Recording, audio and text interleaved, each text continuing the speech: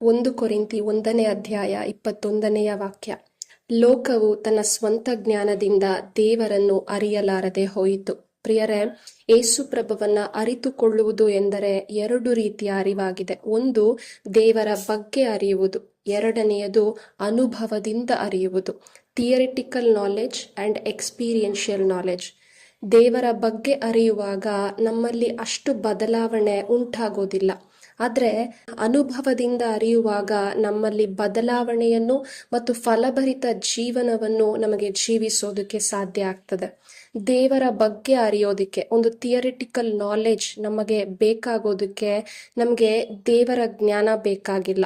ನಮ್ಮ ಸ್ವಂತ ಜ್ಞಾನದಿಂದ, ಅನೇಕ ಪುಸ್ತಕಗಳಿಂದ ಕೇಳಿಸಿಕೊಳ್ಳೋದ್ರಿಂದ ನಮಗೆ ದೇವರನ್ನ ಅರಿತುಕೊಳ್ಳೋದಕ್ಕೆ ಸಾಧ್ಯ. ಆದರೆ ಎಕ್ಸ್ಪೀರಿಯನ್ಷಿಯಲ್ ನಾಲೆಡ್ಜ್, ಅನುಭವದ ಅರಿವು ನಮಗೆ ಉಂಟಾಗಬೇಕಾದ್ರೆ ನಮಗೆ ಪವಿತ್ರಾತ್ಮರ ಸಹಾಯ ಬೇಕು, ದೇವರ ಜ್ಞಾನ ಬೇಕು. ಅದರಿಂದ ಈ ಸಮಯದಲ್ಲಿ ನಾವು ಪ್ರಾರ್ಥನೆ ಮಾಡೋಣ, ದೈವ ಜ್ಞಾನಕ್ಕಾಗಿ, ಪರಿಶುದ್ಧಾತ್ಮರ ಸಹಾಯಕ್ಕಾಗಿ.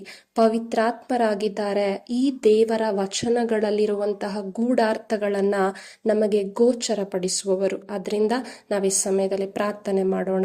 ತಂದೆಯಾದ ದೇವರೇ, ನಿಮ್ಮ ವಚನವನ್ನು ನಾನು ಅರಿತುಕೊಳ್ಳುವಂತೆ ನಮಗೆ ಸಹಾಯ ಮಾಡಿರಿ.